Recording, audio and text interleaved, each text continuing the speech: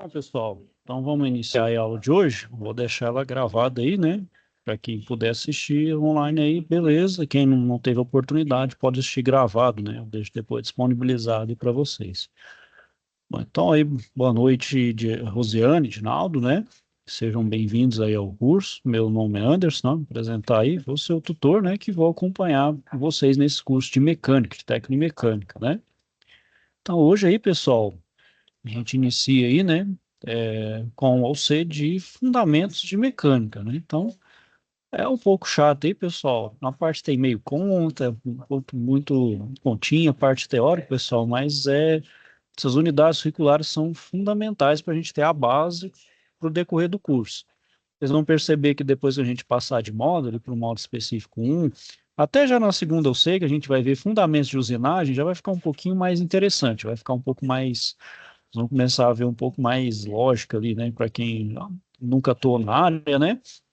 Para quem já atua aí, né, pessoal? Que é só, como diz, mera formalidade, né? Que é só para a gente conseguir aí ter aquela certificação ali, né?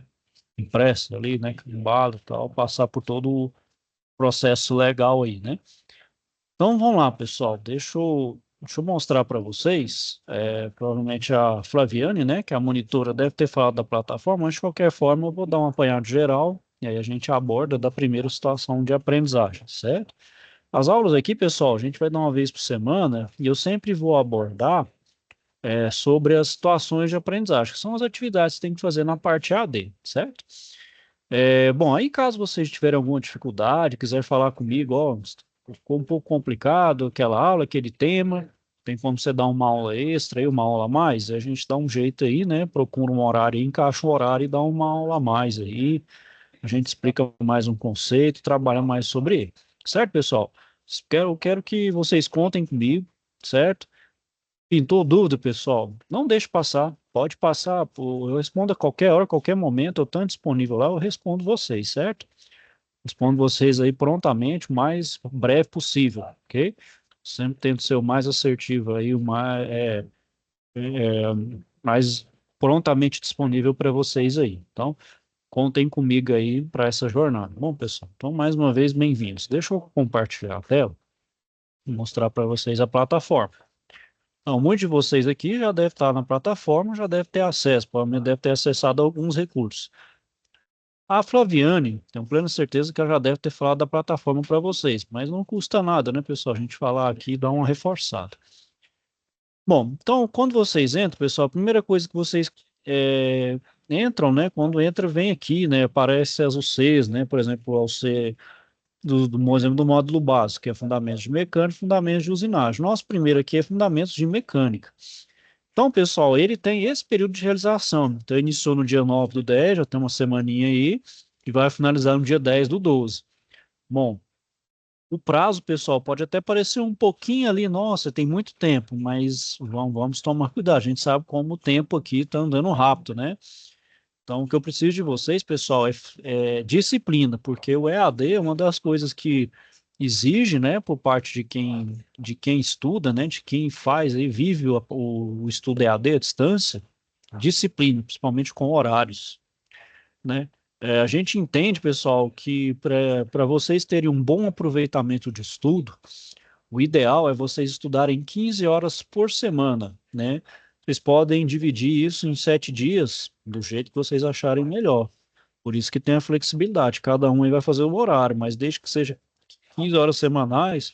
Bom, eu quero estudar 3 horas a cada 5 dias. Pode. Quero fazer 10 horas em um dia. Também pode. Ah, eu quero fazer uma maratona. 2 dias eu quero estudar direto. 15 dias? Pode também, pessoal.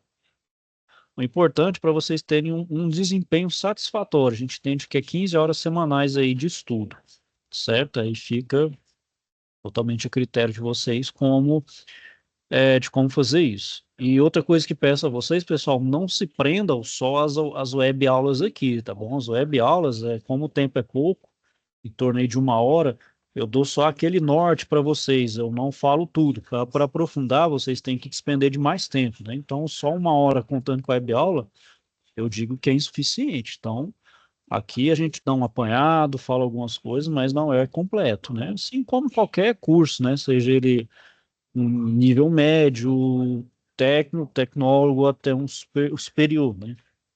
Então a gente não consegue abranger tudo, né? Bom, então aqui, pessoal, a gente tem esse cronograma de atividades, que são as atividades EAD, elas valem 49 pontos. Então a gente tem aqui, pessoal, cinco atividades, correto? A gente tem cinco atividades, cada uma com seus pontos aqui. Aqui a gente tem as datas das web aulas, então a gente vai ter uma agora, próximo dia 1º de novembro, certo? Depois a gente tem a data dos encontros presenciais. A data dos encontros presenciais, pessoal, até segunda ordem, são essas aqui planejadas, certo? Se tiver alguma alteração aqui, o pessoal da escola avisa vocês com antecedência, né? Caso tenha algum problema, remarcar, né? Porque muitos não moram nem próximo da escola, né? Precisam estar deslocando aí. A escola faz a confirmação ou não, certo? Aí nesse primeiro momento vocês vão ter aula, tanto que a primeira aula vocês vão ter amanhã. Bom, aqui, pessoal, a gente tem as abas, certo? Então, essa aba aqui, primeiros passos, tem o plano de estudo. Para quem nunca estudou EAD, pessoal, se vocês quiserem ver, dá um norte, né? De como fazer, como proceder, por onde começo, qual o caminho, né? Qual o fio da meada eu tenho que seguir. Aqui eu tenho um guia de envio de atividades, então o que eu falar para vocês aqui hoje vai estar em forma escrita aqui. E aqui são a apostila de técnico de estudo EAD, só caso queiram olhar. E se vocês tiverem alguma também dificuldade na parte de informática, pessoal, essa apostilinha aqui também é muito legal, ela ajuda bastante. Também é o que eu vou falar para vocês, vai estar em formato escrito nesse arquivo. Essa outra aba aqui é a comunicação, é uma das formas de se comunicar com a gente. Então, por exemplo, tem uma dúvida de conteúdo, eu respondo, certo? Tá com dúvida de conteúdo? Você clica aqui. Esse aqui, pessoal, chama-se fórum aberto, é um fórum público, porque todo mundo vê. Se você mandar uma mensagem aqui, vai todo mundo ver, fica uma mensagem pública. Bom, quero falar aqui para todo mundo, eu quero falar mais restrito. Depois eu vou mostrar outra forma que vocês falam comigo ou com o monitor, né?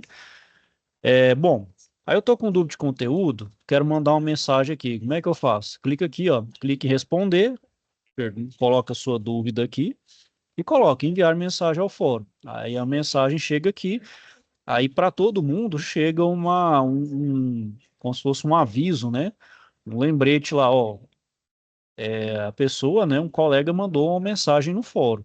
Chega para mim e para os colegas que estão dentro da sala, né, que é a nossa sala virtual aqui, né? Bom, então esse aqui é dúvida de conteúdo. Você tem dúvida geral da plataforma, estou sem acesso, alguma coisa relativa à parte aí do curso em si, não de conteúdo, essa dúvida vai para a Flaviana, ela que responde você, certo? Da mesma forma, responde aqui, você manda uma mensagem, ela te responde aí assim que possível. Bom, qual a outra forma de entrar em contato? Outra forma de entrar em contato, pessoal, é aqui, ó. Tá vendo esse aqui, ó? Abrir gaveta de blocos, clicou nela aqui, ó. Ó, aí tem um pessoal que está online, lá no caso tem um tutor, sou eu, e tem a Flaviane, que é monitora.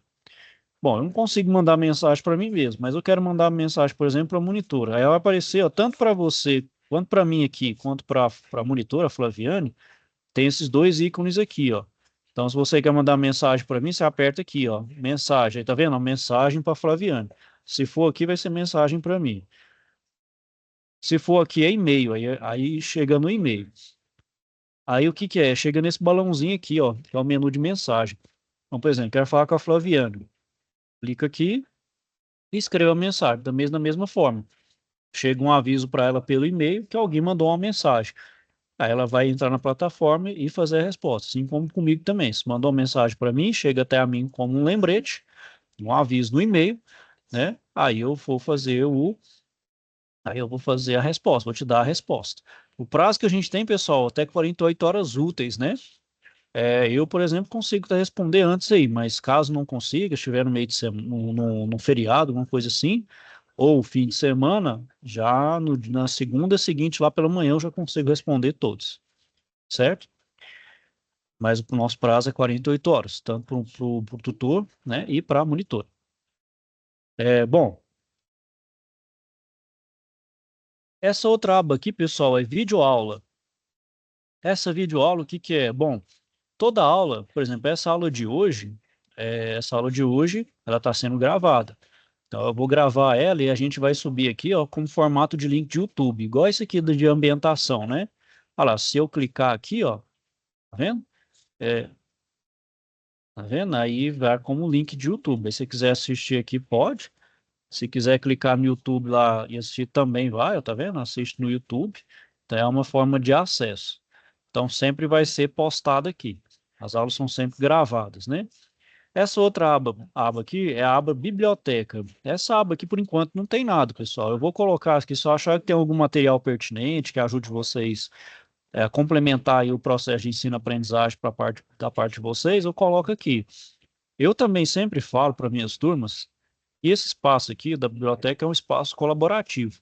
Se vocês têm alguma sugestão, algum artigo, algum link de matéria, de vídeo que vocês acham interessante, pode pedir para mim aí, pede para mim ou para a monitora, a gente coloca aqui, sem problema nenhum, pessoal. Todo conhecimento ele tem que ser compartilhado, né? Todo bom conhecimento, toda boa fonte de conhecimento tem que ser compartilhado. Eu, pelo menos, entendo dessa forma. Pode colocar aqui, certo? Sem problema. A gente só pedir, a gente insere aqui na biblioteca. Bom, a outra. Bom, e aqui, pessoal, é outra forma de acessar a atividade, que é a situação de aprendizagem. A outra é aqui, ó, conteúdo do curso. Então, o conteúdo do curso, a gente tem essa parte aqui que a gente chama de SCORM, então é um apelido de SCORM, mas slides interativos, né? Então, aqui, ó, você tem, por exemplo, o contexto, né? Então, tem um contexto, há um problema, e tem um problema que você tem que resolver. E para resolver esse problema, você precisa, então, de alguns conceitos. No caso, por exemplo, para fazer a situação de aprendizagem 1, vocês têm que saber sobre desenho mecânico, cotagem, tolerância dimensional, né? Então tem que ter noção de tudo isso aí, certo?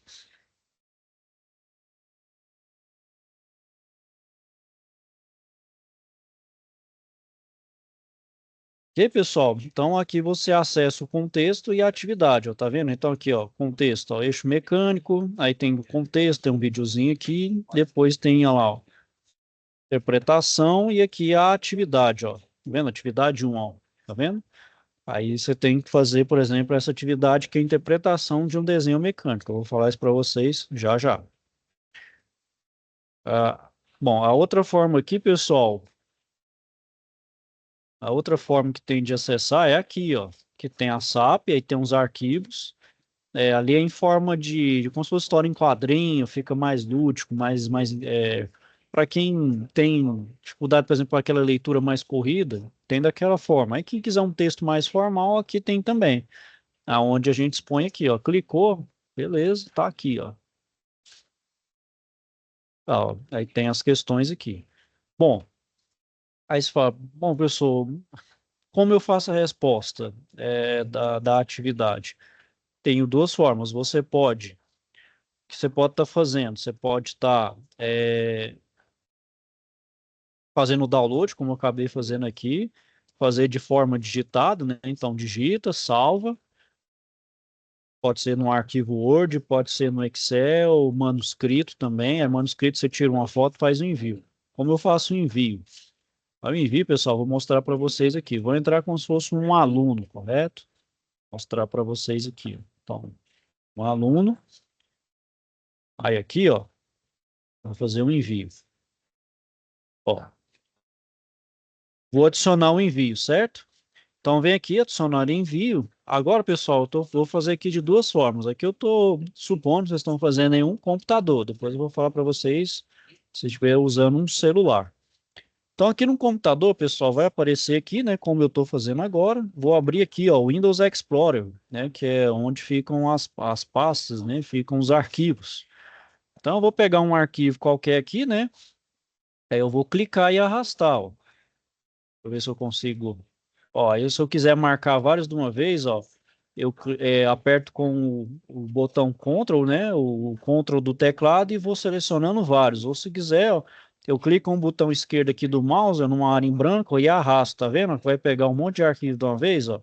Pronto, aí eu clico e arrasto, ó. Clique e arrasto para cá, né? Então, vou pegar aqui, eu vou fazer esse exemplo aqui, eu vou marcar esses dois.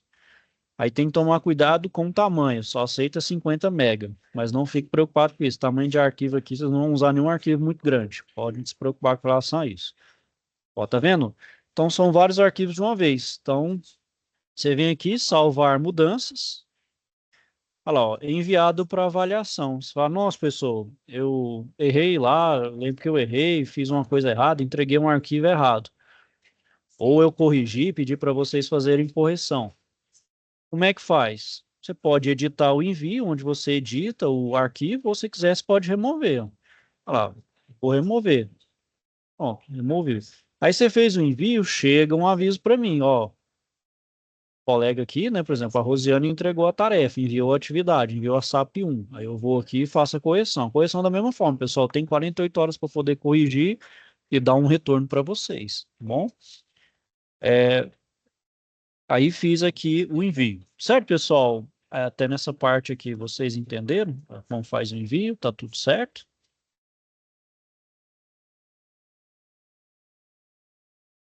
Bom, pessoal. Bom, então vamos lá, pessoal. Então agora a gente vai entrar na parte que interessa, que é a aula aqui com... Ah, deixa eu mostrar também, pessoal, a apostila, certo? A apostila, ela tá também aqui em conteúdo do curso. Aí você vem aqui, ó, livro didático.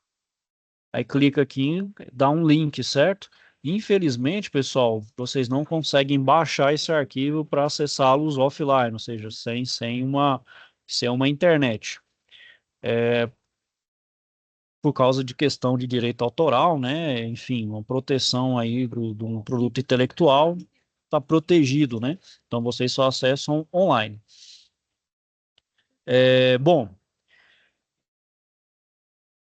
o livro está aqui, pessoal. Vocês leem, é bem tranquilo, pessoal. É uma linguagem acessível, não é nada rebuscado, bem direto.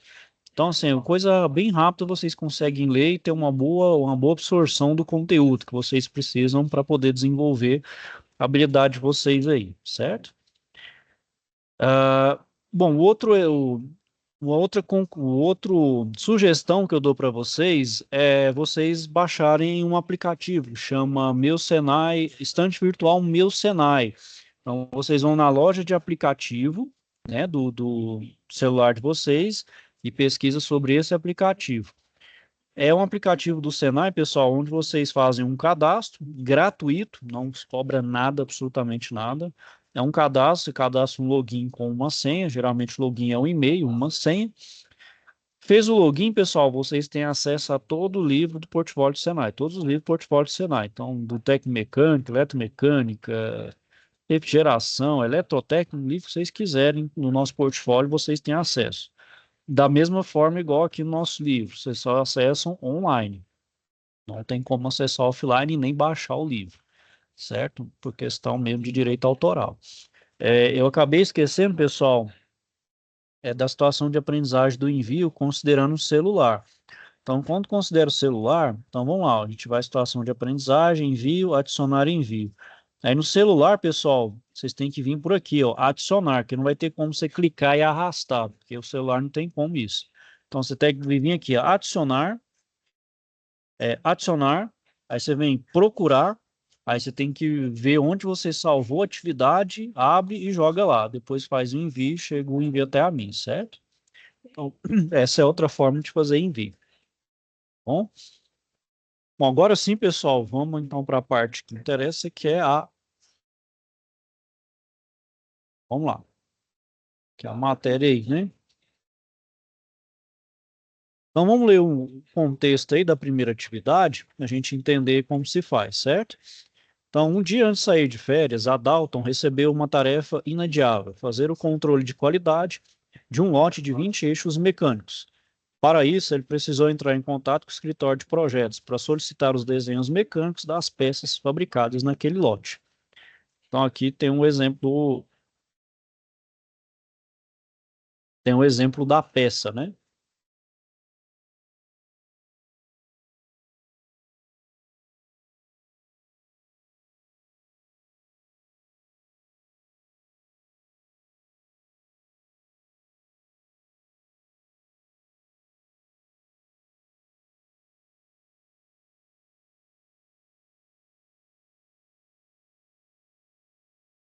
Bom, então, pessoal, a Dalton, o que ele precisa fazer? Interpretar o desenho mecânico enviado pelo escritório de projetos, aplicando os conceitos, então, de normas de desenho, projeções ortogonais, cotagem, símbolos e convenções, representação em corte, para entender os detalhes e a funcionalidade do eixo mecânico.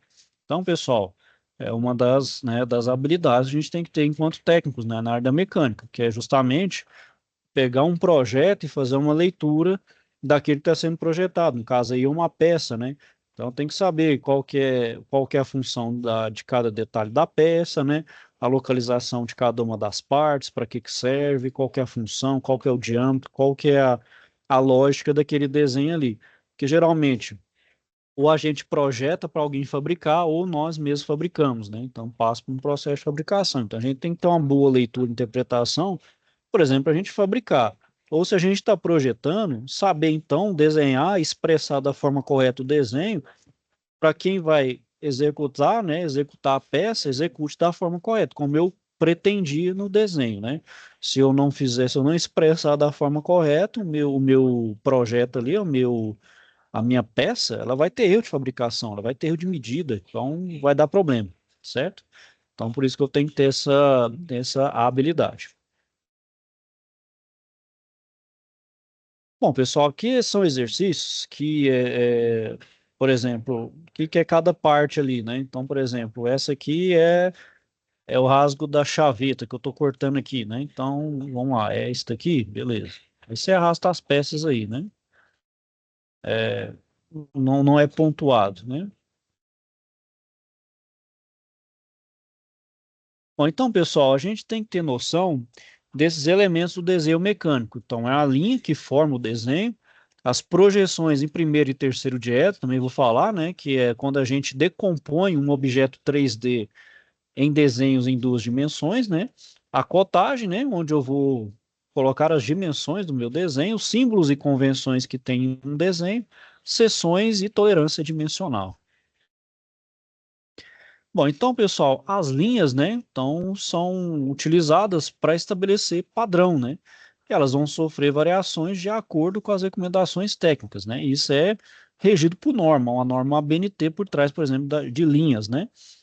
Então, a gente tem uma linha que ela é um pouco mais espessa, que a gente chama de contínua larga. Então, ela tem uma aplicação, por exemplo, para contorno visível, vamos dizer assim, para aquele desenho principal da peça.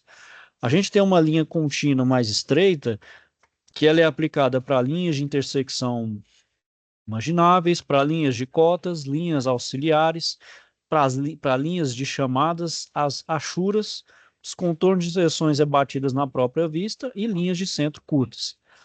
A gente também tem uma linha contínua mais fina, é estreita à mão livre, que ela é aplicada em limites de vistas ou cotas espaciais ou interpolados, se o limite não coincidir com limites traço e ponto. E tem essa aqui, ó, contínua estreita em zigue-zague, parecendo um eletrocardiograma, que ela vai destinar a desenhos confeccionados por máquina, né? A gente tem a tracejada larga, né? Então é para contornos não visíveis, né? Então é uma parte do desenho que eu não consigo ver ela ali, né?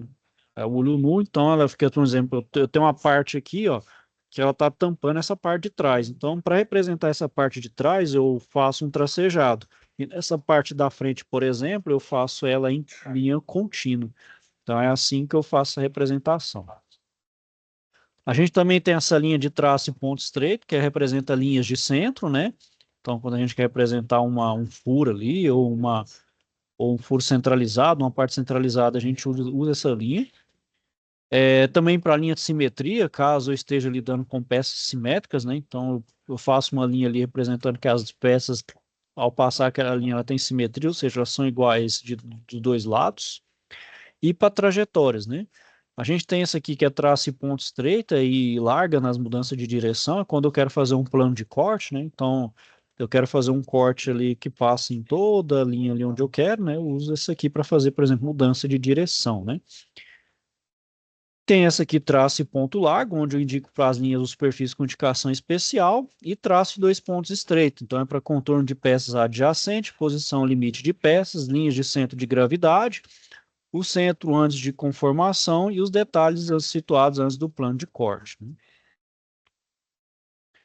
Bom, Então, pessoal, no desenho eu também preciso fazer as projeções, né? Ou seja, eu tenho uma peça aqui em 3D, por exemplo, eu tenho, por exemplo, a chave do carro aqui, né?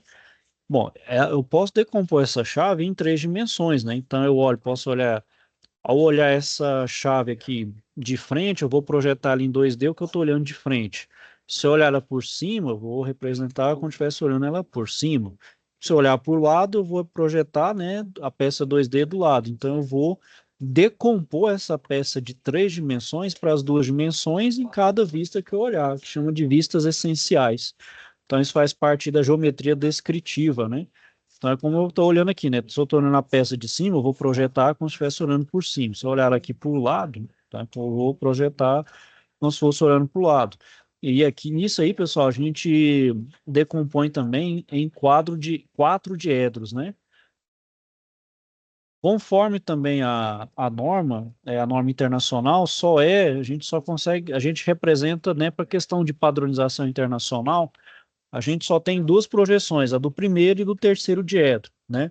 Então, Estados Unidos, Japão e alguns países de língua inglesa utilizam a projeção do primeiro diedro, enquanto os outros países utilizam a do terceiro, certo? Então, aqui, ó, é como eu pego a minha peça e decomponho ela nas diferentes vistas. Então, por exemplo, se eu olhar ela de frente aqui e fazer esse perfil, eu tenho então a vista frontal da minha peça. Se eu olho ela aqui, ó, para esse lado aqui, ó, aqui o que eu estou tendo é uma vista de perfil. Então eu tenho esse retângulo aqui e essa linha aqui, ó, que eu não estou vendo ela, ó, ela é tracejada, então eu não enxergo ela, então ela é tracejada. E se eu olhar ela por cima, é como se eu estivesse olhando esses 2 retângulos, só que eles estão juntos, só que no 3D eles não estão juntos, mas se eu fizer a projeção 2D, eles estão juntos. Então tem a projeção da peça em 3 vistas, certo?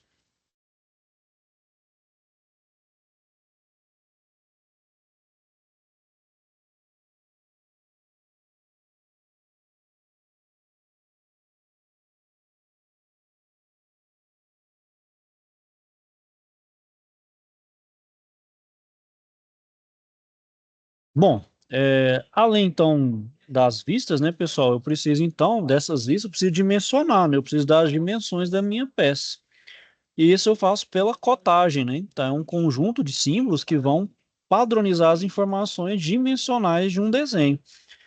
Então aqui, ó, é, então a cotagem eu preciso de 3 elementos. Eu preciso da linha auxiliar de chamada. Então, por exemplo, por regra, né, a norma não me permite, por exemplo, eu colocar a dimensão em cima da aresta do desenho para não dar uma confusão, para deixar o meu desenho livre ali, né, até para não dar margem de dupla interpretação e ficar um pouquinho fora ali do meu contorno, né? Então tem que fazer uma linha chamada linha auxiliar de chamada.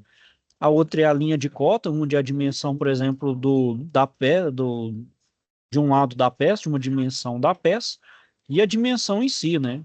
Aí a unidade aqui, pessoal, posso colocar a unidade aqui? Pode, mas geralmente deixa o desenho poluído, deixa o desenho muito, muito cheio de recurso ali, acaba ficando ruim.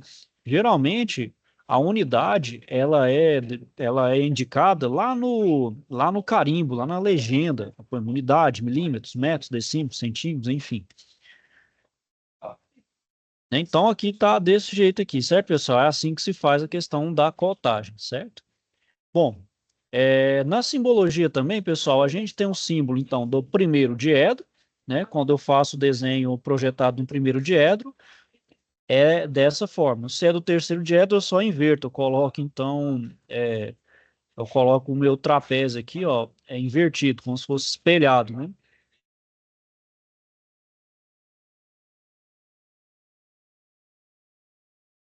Bom, além da cotagem, pessoal, tem algumas partes da minha peça que, por exemplo, eu preciso representá-la por dentro, né? Ainda mais se tiver uma geometria complexa. Por exemplo, essa borracha aqui.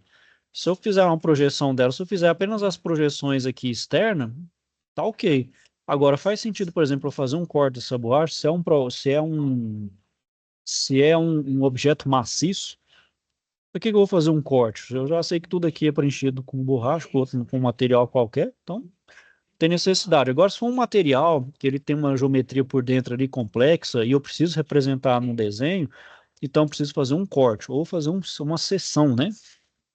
Então eu faço como se fosse um corte, e naquele corte ali eu vejo o detalhe de onde eu cortei. Então é como se eu estivesse realmente cortando a minha peça e vendo ali os detalhes dessa minha peça, né? Então, onde é, por exemplo, o metal ali, um material, a gente preenche com um chamado achura, e onde ali do corte não tem nada ali, é um vazio, a gente não coloca nada, é só o contorno mesmo, com a achura. Então, onde tem a achura, indica que tem material, e onde não tem nada é porque, vamos dizer, ali é vazio, não tem nada ali naquela representação daquele corte, né?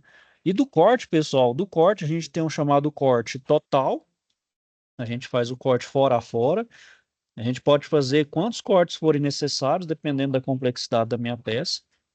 A gente tem um chamado corte parcial, né?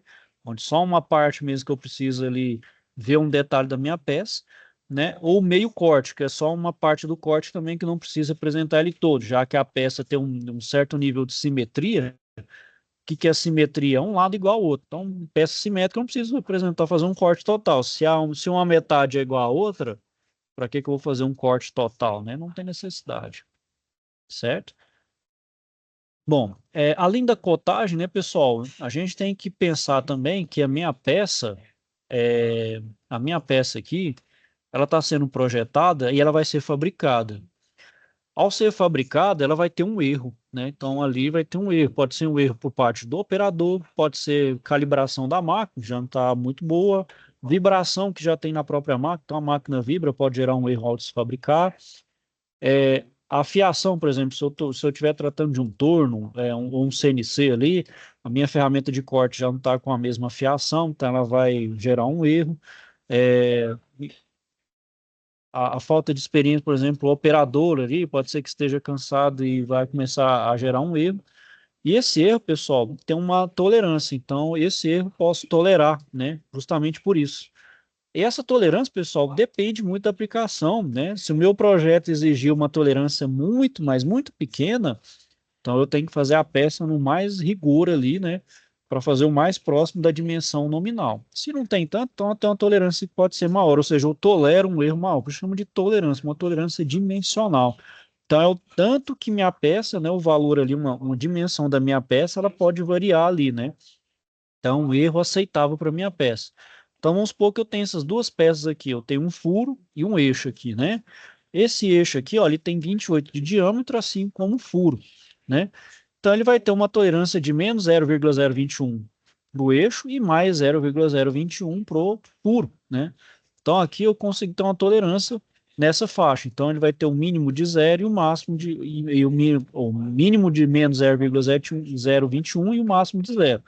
Nesse outro aqui eu tenho um mínimo de zero e um máximo de 28,021 milímetros. Então, é o máximo que eu posso tolerar, por exemplo, aqui, ó. Então, isso aqui depende do projeto e depende da tolerância, né? Pode ser mais apertado ou não, depende do meu projeto, né? Bom, então aqui, pessoal, é um joguinho aí, né? Não é pontuado, ó. Então é só perguntas aí para vocês responderem. É,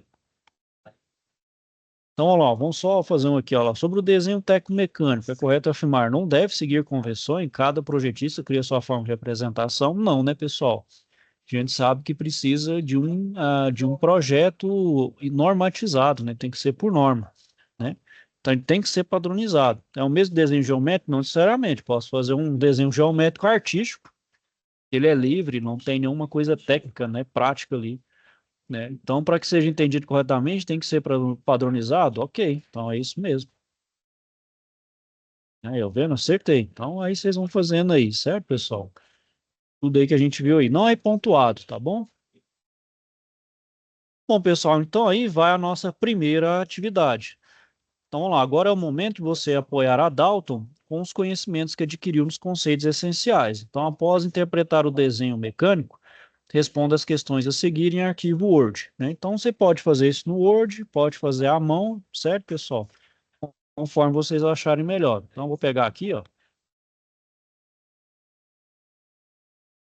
fazer a primeira aqui, ó. Então, aqui, pessoal, ó, é tudo relativo ao desenho.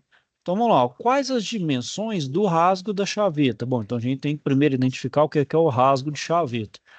Bom, pela indicação é esse daqui, né? O rasgo de chaveta é esse daqui. Então vamos lá, ó. Ele tem 20 milímetros, aliás, 26, né? Porque eu tenho um raio de 3 aqui e um raio de 3 aqui, ó. Então é 20 mais 3, 26. É 26, né? Então ele tem 26 de comprimento por 6 de largura e 8 de profundidade, tá vendo? Aqui eu dou a profundidade do meu rasgo de chaveta. Então é 26 por 6 por 8. Então essas são as dimensões do meu rasgo de chaveta. Existem no desenho partes planas derivadas de superfícies cilíndricas? Vamos olhar aqui o desenho? Bom, sim, né? Porque se a gente está vendo aqui, essa parte aqui, ó, ela é cilíndrica, porém parece que aplanou ali, né? Aplanou, tá vendo, ó? Tá vendo que aqui era cilíndrico, ó, aqui parecia que formava aqui um cilindro com uma certa dimensão, só que ali ele aplanou, né? Aplanou dos dois lados, né? Então tirou aqui e aqui, ó. Então ele deriva de um cilindro. Então aqui aplanei e derivou de um cilindro.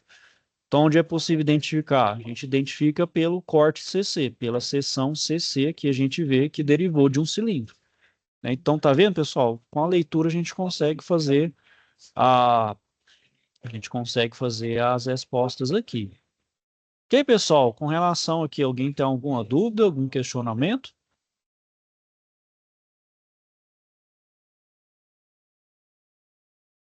Não, pessoal? Tudo certo? Tiver, pessoal, tiver alguma dúvida, questionamento, não fiquem com receio, pode me perguntar, pode me interromper, viu, pessoal? Não deixe a dúvida passar, tá bom? Pode interromper, levanta aqui a mãozinha, se apertou aqui, olha lá, ó, tá vendo, ó? Aparece a mãozinha, eu sei que você tá com alguma dúvida, eu paro aqui, você pode perguntar. Bom, não estou conseguindo falar aqui pelo microfone, vem aqui no chat, ó, pode vir aqui no chat também, digita a mensagem.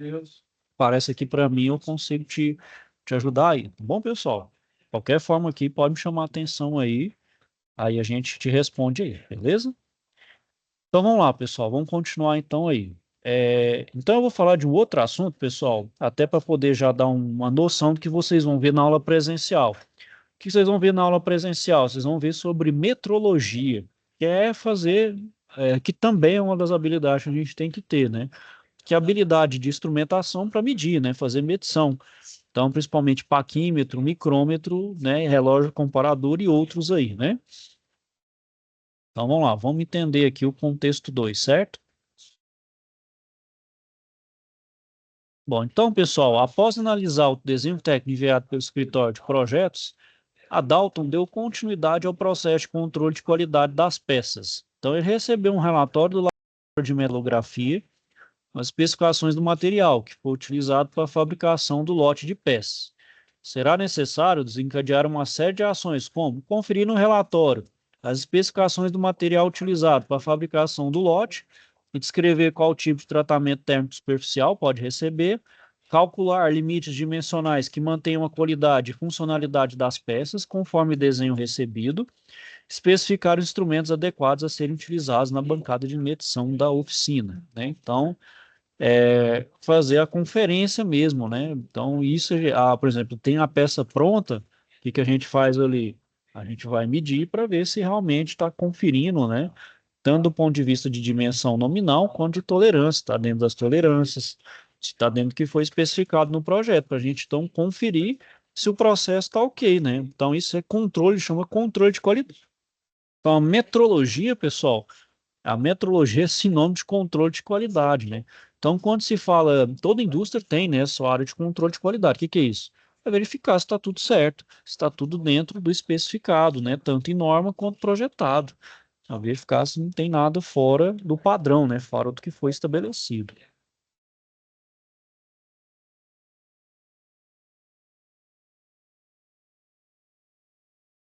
Bom, então, pessoal, a metrologia, né, não é uma coisa recente, né? Não é uma coisa vindo só da indústria. A gente viu, o homem, né? Desde que começou ali a ser um homem que começa a caçar, tudo, ele faz o uso das medidas, né?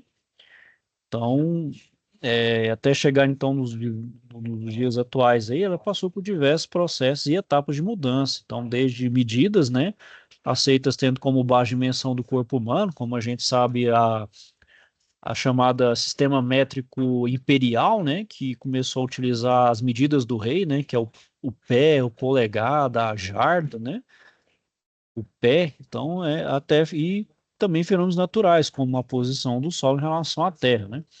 E a metrologia é a ciência que então estuda as medidas, né? Tudo, né, pessoal, tudo passa por uma medida, né? Bom, então, pessoal, extrair informações de um sistema, processo, equipamento, processá-las e transmitir para outros tem sido, então, de grande importância para o técnico na área da mecânica. E para isso, né, ele utiliza dos padrões normatizados com suas convenções, como a gente vai ver aí. Então, tendo como objetivo a padronização de um único sistema de medidas aceito mundialmente, então entrou em consenso o Sistema Internacional de Medidas. Então, pessoal, o sistema imperial foi um dos primeiros aí, né? Mas acabou que ele restringiu aos países de língua inglesa, né? Inglaterra, Estados Unidos, Austrália, né? Alguns outros países aí sem ser de língua inglesa. E, é, só que os outros países, principalmente a França, né? Entendeu aí que tinha que ser um padrão internacional mais simples, né? E até porque o sistema metro, o sistema imperial, ele não é um sistema redondo, né? Ele passa por, não é exato, né? Então, o pé tem 20, por exemplo, polegada é 25,4, a jarda é tanto, então é meio que são números quebrados, difíceis de serem padronizados aí do ponto de vista internacional. Por isso que criou então o sistema do SI, né? Bom, então aí, pessoal, eles definiram essas dimensões aí bases, né? E todas as outras que tem derivam dessas sete bases aí. Então a gente tem o tempo, que é o segundo, a intensidade luminosa, que é pela candela, quantidade de matéria, o mol, o comprimento, o metro, a intensidade de corrente elétrica, o ampere, a massa, o quilograma e a temperatura termodinâmica, o Kelvin, né? Que é a medida absoluta, né?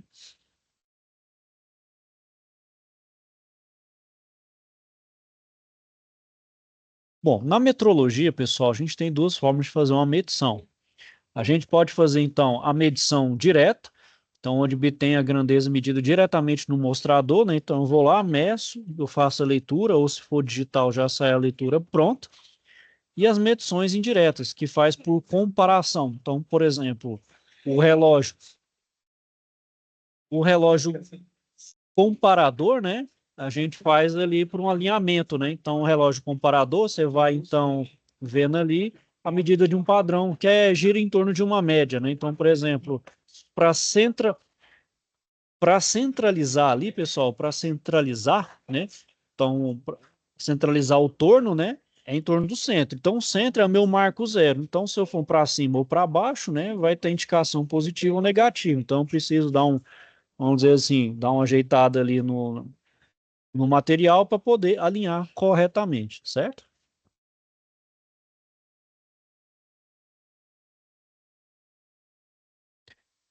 Bom, então dependendo do grau de exigência, né, pessoal, para apresentação dos dados, né, então eu posso utilizar os dois métodos para registrar um valor encontrado, até mesmo usar os dois, né?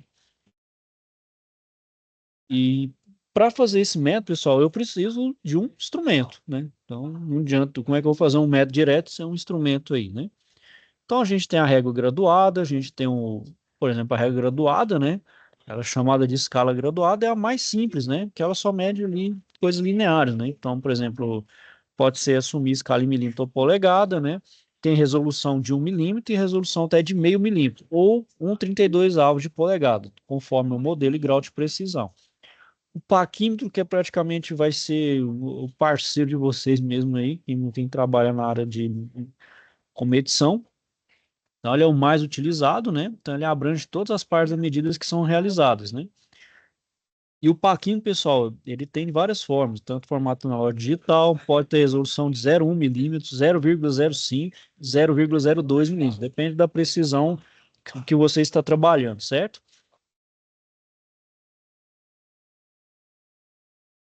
Bom, o micrômetro, né, pessoal? Então, onde a precisão do paquímetro ela não é suficiente, né? Então, o micrômetro ele é o mais recomendado. Então, ele possui resoluções de 0,01 e 0,0001 milímetros, ou seja, de décimo milésimo milímetro, né?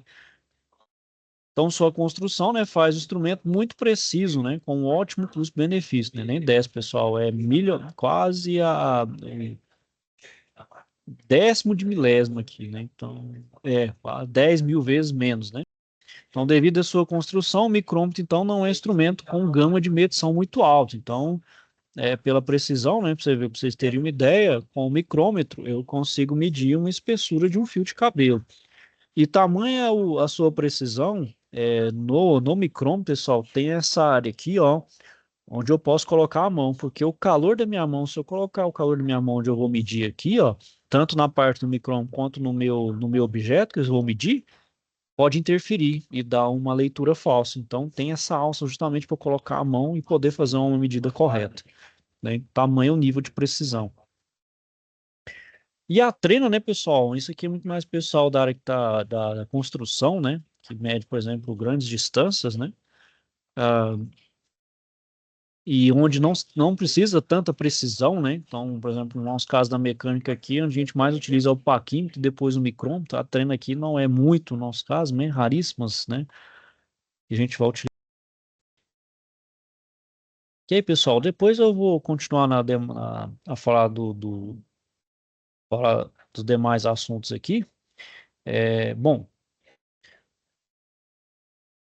vocês vão fazer lá, pessoal, na aula presencial, o professor vai dar uma pincelada também com vocês na área de metrologia. Então, vocês vão fazer um treinamento, pessoal. Então, vocês vão ver lá um paquímetro, até um micrômetro, dependendo do professor lá falar com vocês. Vocês vão fazer medições para vocês saberem fazer uma leitura, certo? Caso vocês tiverem alguma curiosidade, pessoal, eu vou colocar aqui também disponível, que eu acho que não tem na plataforma. Vou mostrar para vocês o site do professor Eduardo Stefanelli, que é o Eduardo J. Stefanelli. Ele tem aqui, pessoal, um aplicativozinho aqui de paquímetro, tá vendo? Ó? Você pode clicar aqui, ó. Você pode mexer aqui mesmo, ó, tá vendo? Aí você clica aqui, ó, você pode fazer como se fosse a medição aqui, certo? Então, o paquímetro tem essa parte móvel, tem essa parte fixa, e a leitura, pessoal, é bem simples aqui. A leitura a gente pega essa parte inteira, né? E tem essa parte decimal aqui, ó. Então, por exemplo, aqui está dando 4,40, né? Então, ou seja, a gente tem que primeiro olhar o inteiro onde parou o zero aqui, ó. Então, 0, 1, 2, 3, 4. Agora a gente tem que olhar aqui onde coincidiu esse aqui, essas linhas de baixo com a de cima. Então, olha lá, coincidiu aqui, ó, tá vendo? Ó? Então, ó, aqui é 0, 0, 0,05, 0,1, 0,15, 0,20, 0,25, 0,30, 0,35, 0,40. Então, é 4 que tem aqui no inteiro. Então, aqui determina os inteiros e aqui é a parte decimal. Então, aqui é a resolução de 0,5, é 0,05, né? Então, 4,40. Então, assim a gente faz a medição no paquímetro, certo? A gente também tem do micrômetro, tá vendo? Deixa eu ver se mostra aqui, deixa eu ver se tem aqui, ó. Ó, tem um micrômetro também.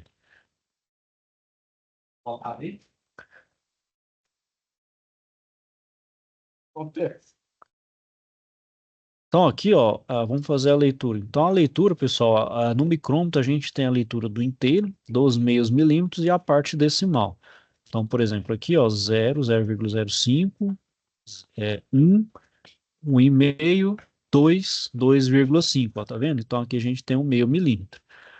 E aqui a gente tem que ver qual que coincidiu. Se não coincidiu, a gente joga um log abaixo aqui, ó. Então aqui é 0,05, 0,06, 0,07, 0,08. Então é 2,5 mais 0,08, que dá 2,58. Então aqui a gente faz a medição em micrômetro. Então, você vê o nível de precisão. A gente tem duas casas decimais. A gente tem até de 3 e de 4 casas decimais, né? Dependendo da precisão que eu quero do meu micrômetro. Mas isso aí, pessoal, o professor vai mostrar para vocês fisicamente. Vocês vão ver também que é bem prático fazer isso aqui. Não é tão um bicho de sete cabeças, não. Ok, pessoal?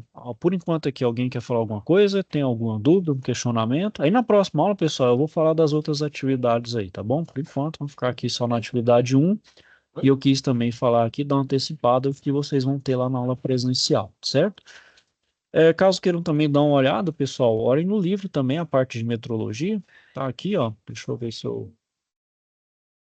Só um minutinho aqui, deixa eu ver se eu abro aqui.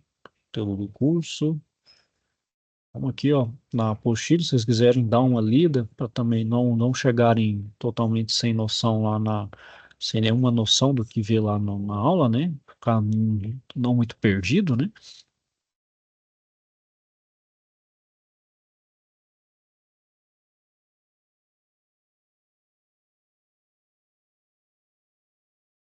Aqui, ó, vamos lá, deixa eu ver aqui, instrumento de controle.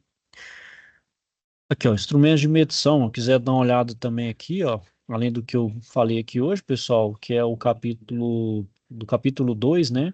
Quiser ver ele todo, também pode, mas se quiser ver a partir daqui, ó, 2.5, 2.6, 2.7, pode também. Bom, pessoal, por enquanto aqui alguém quer falar alguma coisa? Tem alguma dúvida, questionamento?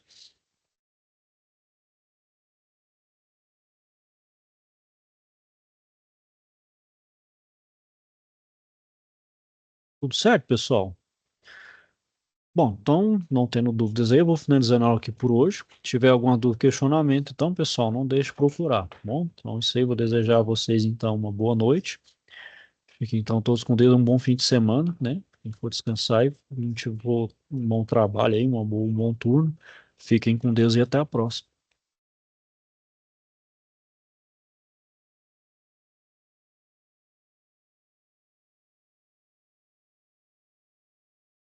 Opa, falou, Rony, falou, pessoal. Tenha uma boa noite. Boa noite.